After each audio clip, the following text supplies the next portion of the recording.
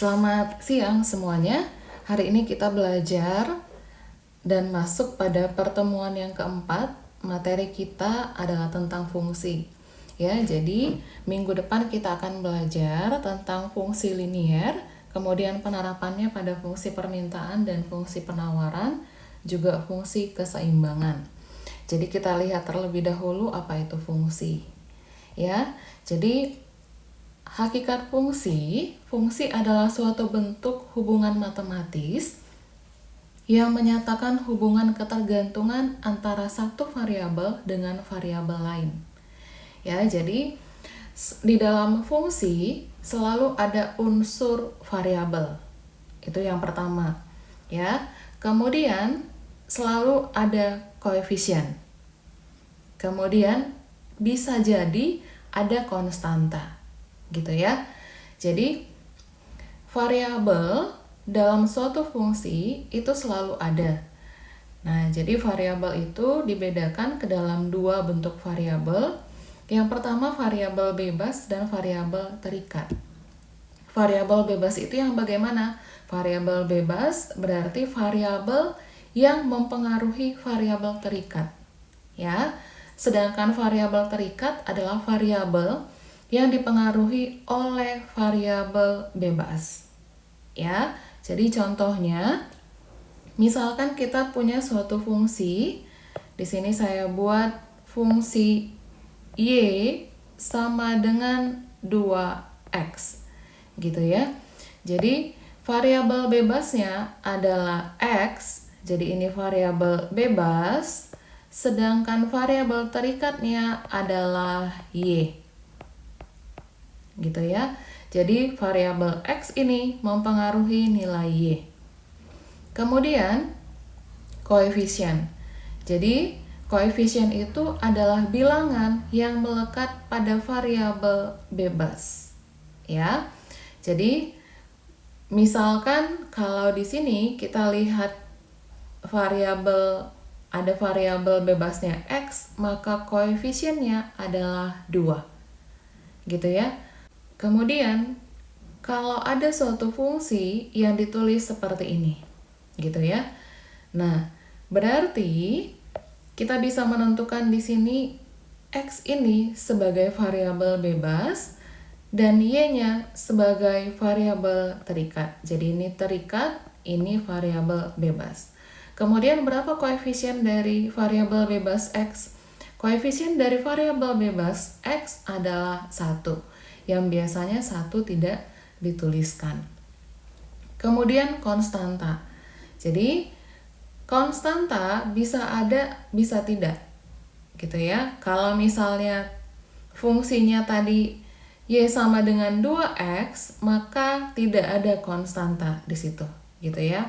Y sama dengan 2x, tidak ada konstanta atau konstantanya sama dengan 0. Ya, contoh lain, kalau misalkan ada fungsi y sama dengan 3 ditambah 0,2x, maka kita bisa uraikan y-nya sebagai variabel terikat, x sebagai variabel bebas, kemudian 3 ya, 3 di sini sebagai konstanta. Jadi tidak melekat pada variabel bebas atau variabel terikat. Kemudian yang terikat pada variabel adalah koefisien. Jadi koefisien dari variabel bebas x adalah 0,2. Nah, ada nggak koefisien dari variabel terikat? Ada. Jadi dalam hal ini ada satu koefisien variabel terikat. Kemudian fungsi persamaan dan pertidaksamaan. Ya. Persamaan berarti fungsinya berbentuk sama dengan, gitu ya. Sedangkan pertidaksamaan bisa menggunakan lebih kecil sama dengan, lebih besar atau lebih besar sama dengan. Gitu ya. Misalkan contohnya y lebih besar dari 2x. Nah, kalau di sini ini disebut sebagai suatu persamaan fungsi, ini sebagai pertidaksamaan. Ya. Kemudian sifat pertidaksamaan Jika A lebih kecil dari B, kemudian ada suatu bilangan C, ya. Jadi C itu ditambahkan ke ruas kiri dan ruas kanan, maka tanda pertidaksamaannya tidak akan berubah. Itu dia sifat yang pertama. Jadi misalkan kita tahu bahwa 3 lebih kecil dari 7. Kemudian jika kita ambil suatu bilangan 2, kita tambahkan ke ruas kiri dan ruas kanan, maka tandanya tetap tanda pertidaksamaannya. Jadi 5 tetap lebih kecil dari 9. Kemudian 3 lebih kecil dari 7, jika masing-masing ruas dikurang 2, ya, maka tandanya juga akan tetap tanda lebih kecil. Gitu ya. Kemudian, jika A lebih kecil dari B dan terdapat bilangan positif C, ya, maka jika C kita kalikan ke ruas kiri dan ruas kanan, ya, ataupun kita bagikan, ya, bilangan di ruas kiri dan ruas kanan kita bagi dengan C, maka tanda pertidaksamaan juga tidak akan berubah. Ya, misalkan 3 lebih kecil dari 7. Jika kedua ruas dikali 2, maka 3 dikali 2 tetap lebih kecil dari 7 dikali 2. Gitu ya.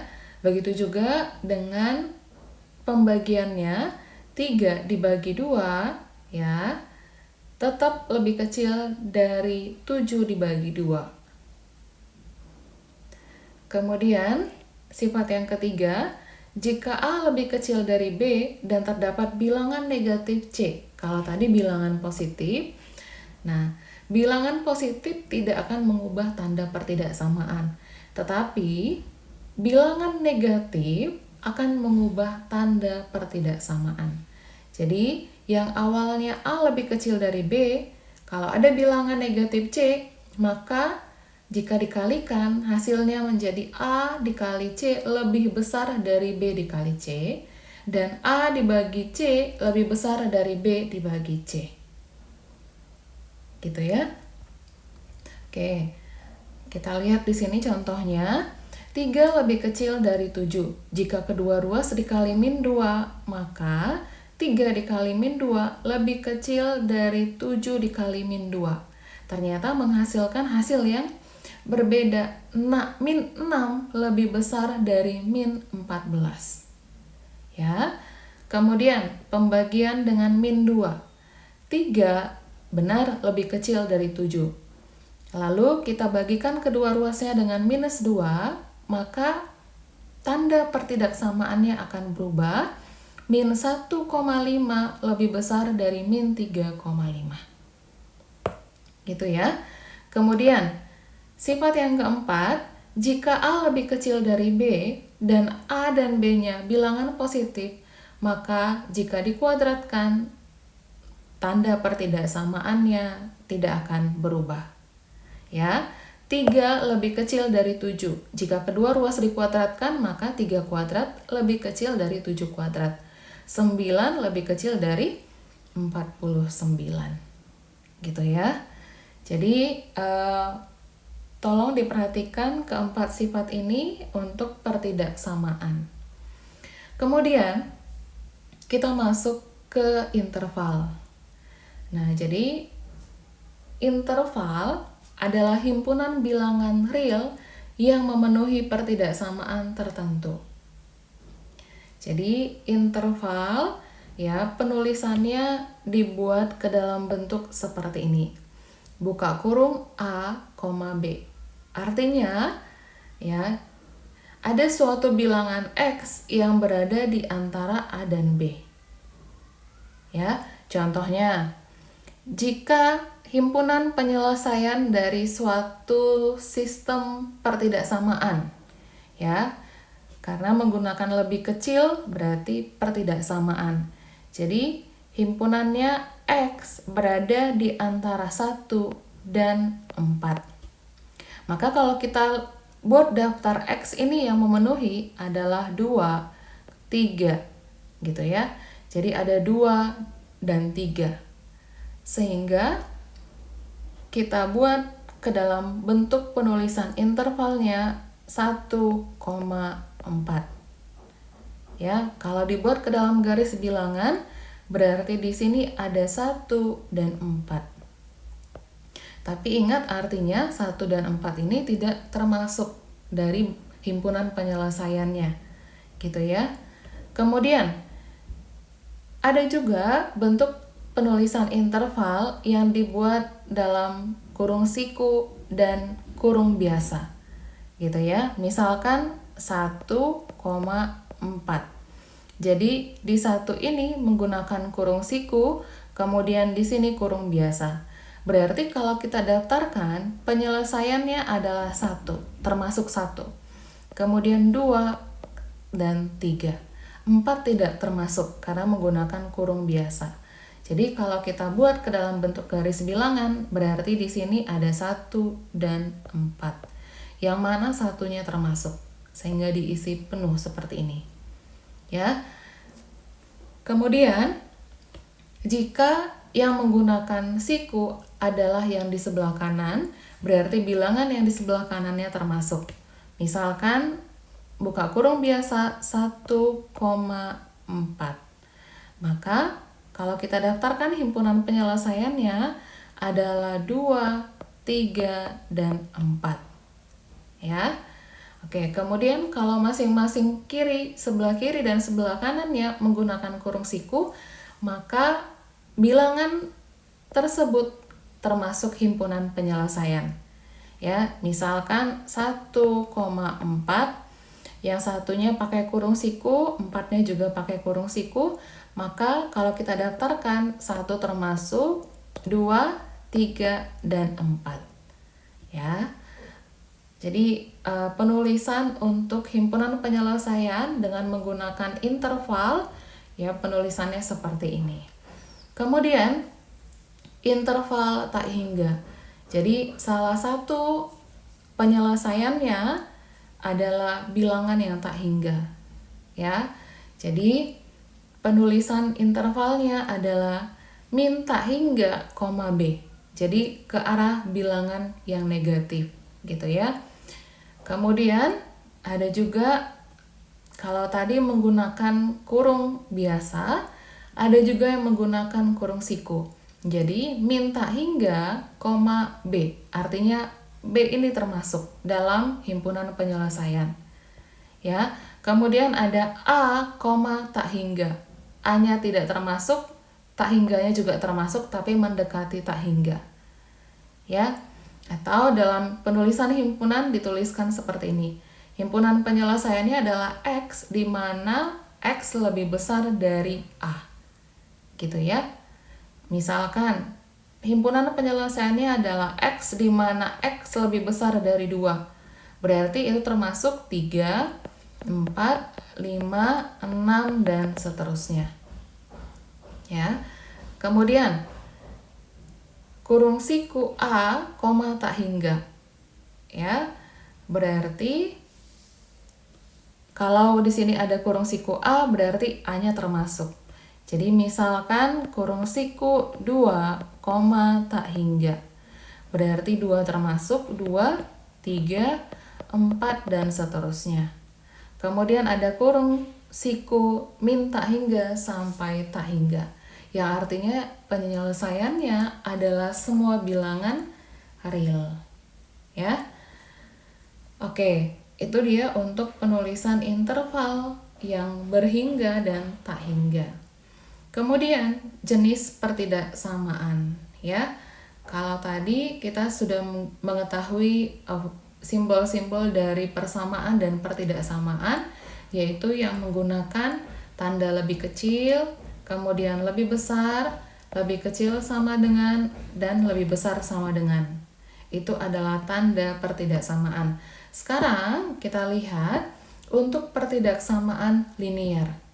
Ya, berarti pertidaksamaan yang variabel-variabel pada setiap ruasnya berderajat 1. Itu inti dari kalimat linear di sini, gitu ya. Selain pertidaksamaan linear, ada pertidaksamaan apa? Ada pertidaksamaan non-linear yang berupa kuadrat, pangkat 3, dan seterusnya. Nah, di sini kita lihat terlebih dahulu untuk pertidaksamaan linear. Berarti variabelnya hanya berpangkat 1. Contoh soalnya, tentukan harga X yang memenuhi pertidaksamaan 5X dikurang 3 lebih kecil. Jadi ada menggunakan tanda lebih kecil dari 2X ditambah 9. Artinya, yang harus kita lakukan adalah menentukan nilai X berada di mana himpunan penyelesaiannya. Ya, jadi 5X min 3 lebih kecil dari 2X ditambah 9. Caranya berarti kita kumpulkan yang ada variabel X-nya. Jadi 5X, 2X positif di ruas kanan, berarti kita pindahkan ke ruas kiri jadi negatif atau min 2X. Kemudian lebih kecil dari 9 min 3 ada di ruas kiri, kita pindahkan ke ruas kanan jadinya plus 3. Kemudian 5X dikurang 2X hasilnya 3X lebih kecil dari 12. Ya, ruas kiri dan ruas kanan kita bagi 3 sehingga X lebih kecil dari 4. Nah, ini dia ya. Jadi bagaimana penulisannya? Kalau menggunakan interval berarti cari nilai X ya. Maka di sini X yang lebih kecil dari 4 berarti di sini ada min tak hingga, 4. Gitu ya, lebih kecil dari 4 berarti dimulai dari 3, 2, 1, 0, min 1, dan seterusnya. Ya. Atau kalau dibuat dalam bentuk garis bilangan seperti ini. Jadi di sini ada 4, kemudian tanda panahnya ke arah negatif. Garis bilangan negatif. Oke. Tadi kita sudah belajar tentang pertidaksamaan linear, yaitu yang variabel X-nya berpangkat 1. Sekarang kita lihat untuk pertidaksamaan kuadrat. Artinya variabel X-nya berpangkat 2. Ya. Jadi kita lihat di sini ada contoh soal. Tentukan himpunan penyelesaian dari X kuadrat lebih besar dari min 2X dikurang 3. Nah, langkah penyelesaiannya kita buat ruas kanan menjadi 0 terlebih dahulu, gitu ya. Kemudian lakukan pemfaktoran. Minggu lalu kita sudah belajar bagaimana cara memfaktorkan untuk persamaan kuadrat. Ya. Kemudian tentukan nilai variabel dengan membuat tanda pertidaksamaan menjadi persamaan terlebih dahulu. Ya, kemudian gambarkan penyelesaiannya. Oke. Jadi kita punya contoh soal di sini X kuadrat min 2X min 3.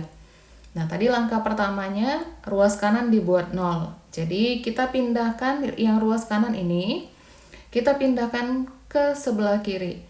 Min 3 dipindahkan ke sebelah kiri jadinya tambah 3.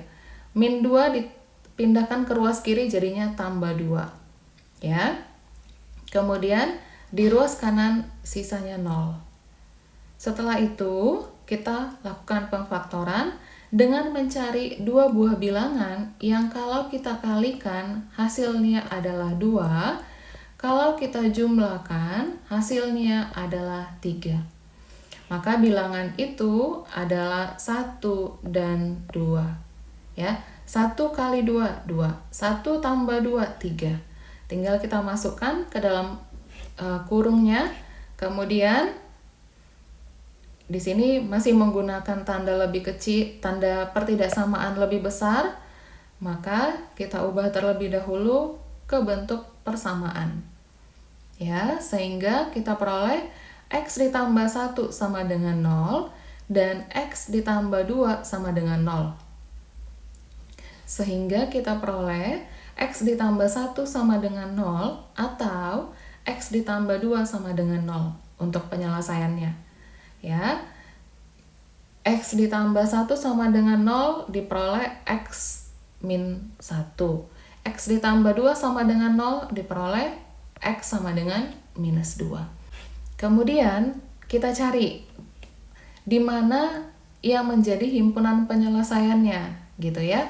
Tadi soal pertama kita adalah X kuadrat lebih besar dari min 3X dikurang 2. Jadi ini salah ya, ini saya ubah min 3X dikurang 2.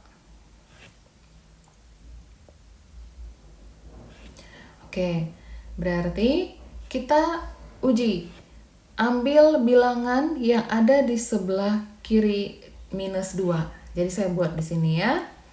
Di sini ada min 2, di sini ada min 1. Karena tandanya menggunakan tanda lebih besar, ya, sehingga ini kosong. Ya.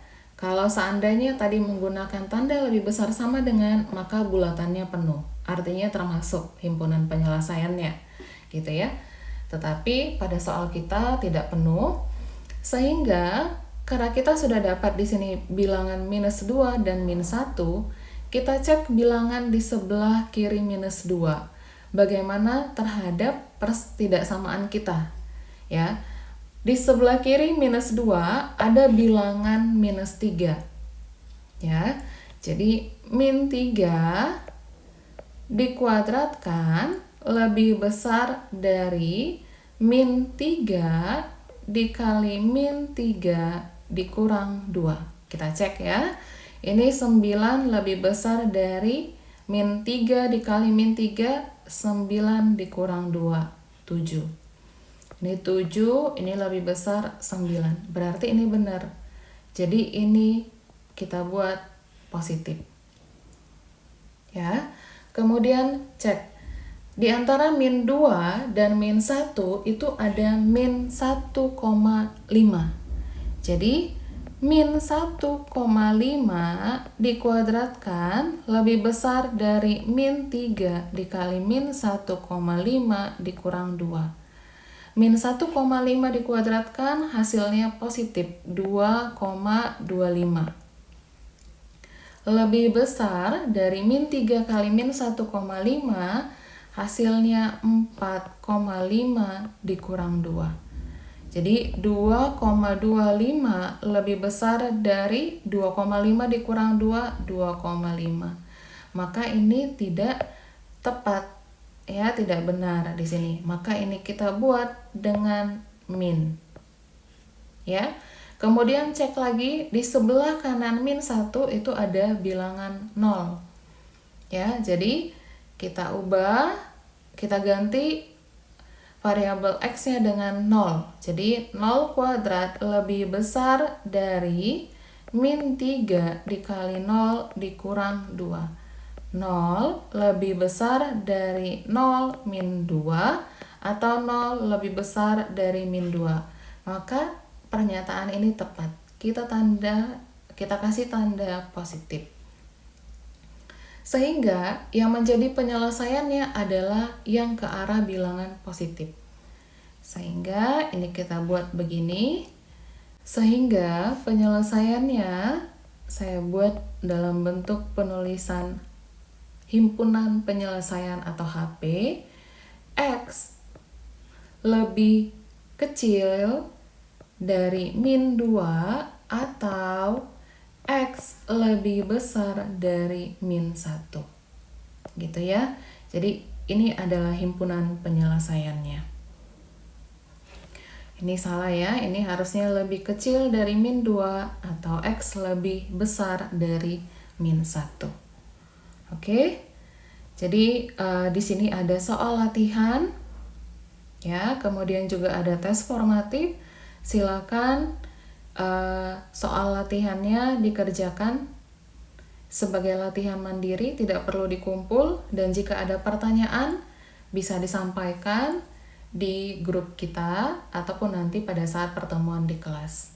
Ya, semoga materi yang diberikan dapat dipahami. Terima kasih, selamat siang.